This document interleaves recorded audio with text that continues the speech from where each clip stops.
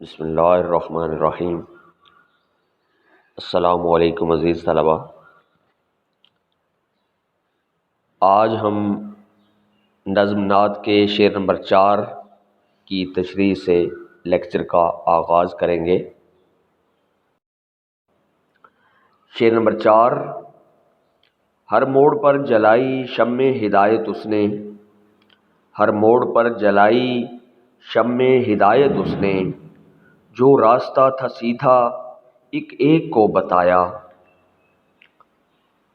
تشریح۔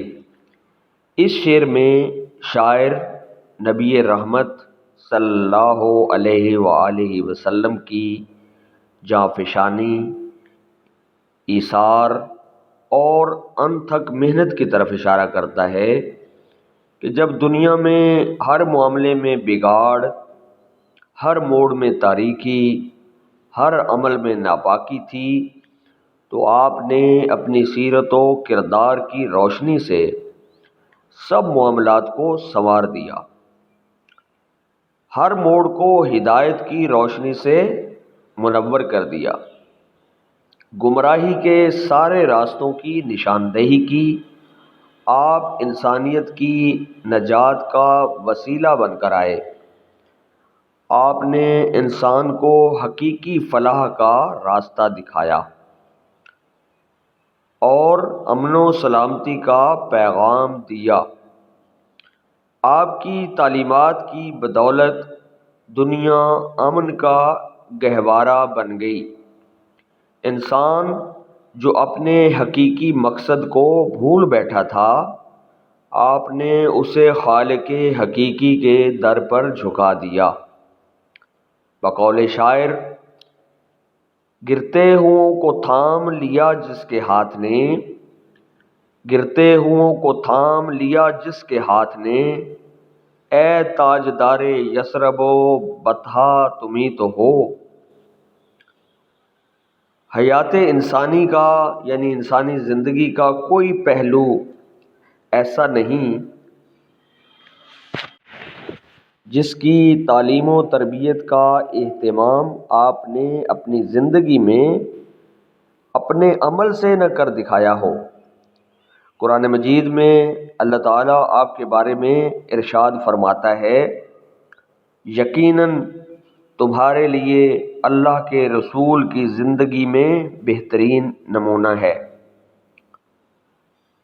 عزیز طلبہ، بعض اوقات جب ہم لکھتے ہیں بقول شاعر تو اس کا مطلب یہ ہوتا ہے کہ کسی اور شاعر نے بھی اسی مطلب کو اپنے شعر میں اس طرح بیان کیا ہے۔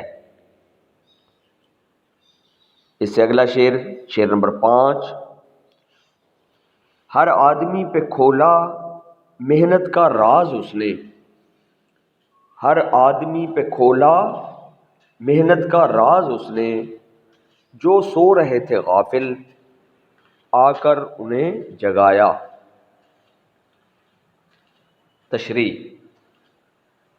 یہ شعر نعت کا ہے اور اس میں شاعر آپ کی ذات کو بطور نمونہ پیش کرتا ہے اور کہتا ہے کہ آپ دنیا میں تشریف لائے تو ایک مثالی انسان تھے،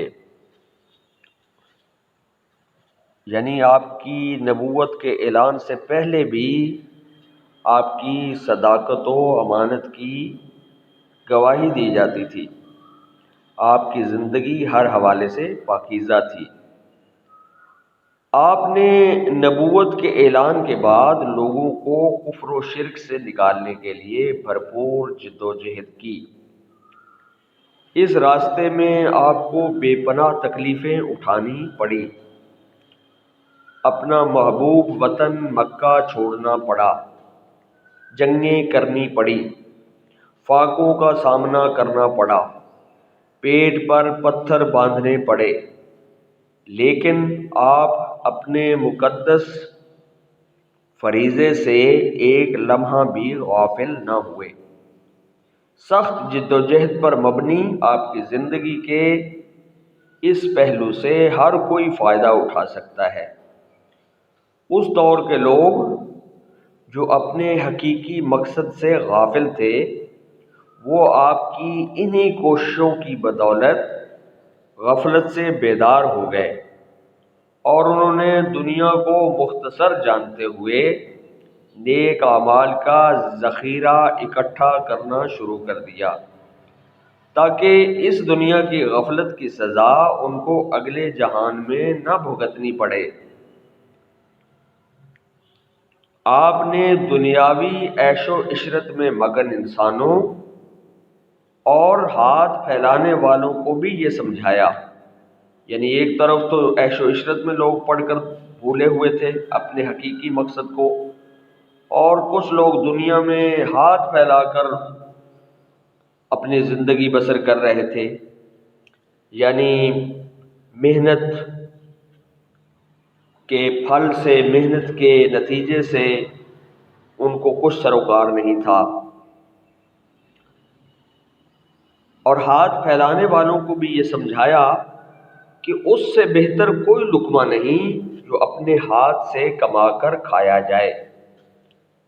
آپ نے یہ بھی فرمایا کہ اپنے ہاتھ سے کمانے والا اللہ کا دوست ہوتا ہے، الکاسب حبیب اللہ۔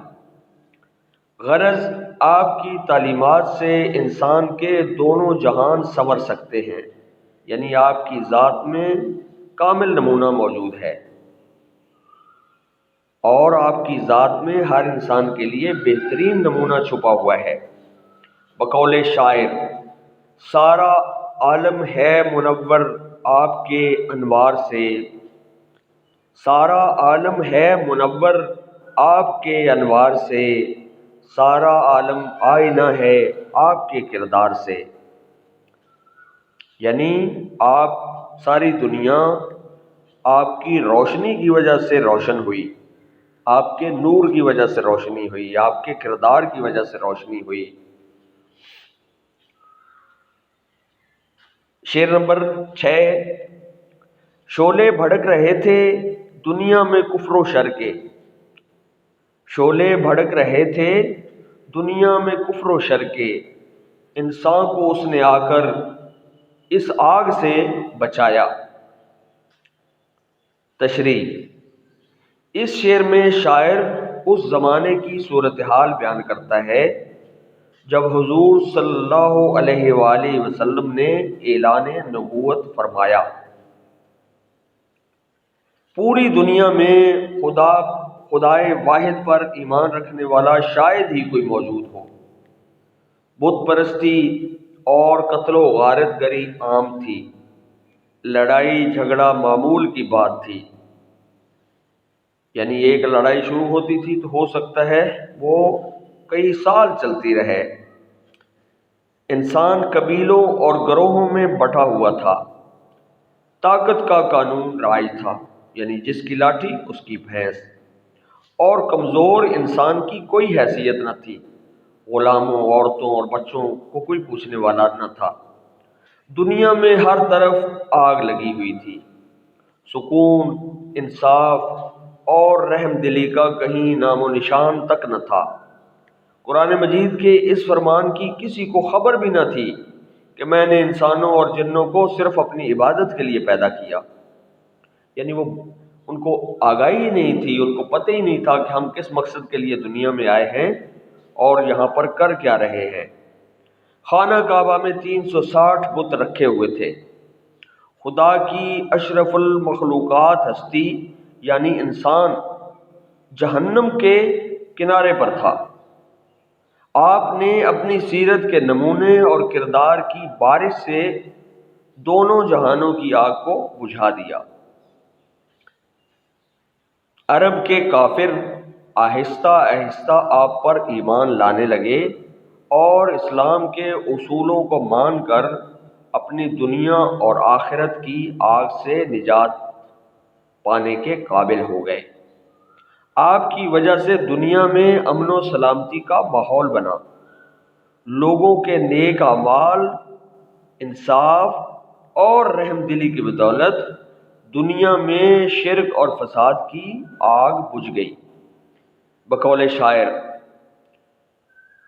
کھلی ہے روح پہ خلد نجات کی راہیں، کھلی ہے روح پہ خلد نجات کی راہیں، جب ایک سانس لیا میں نے امتی کی طرح۔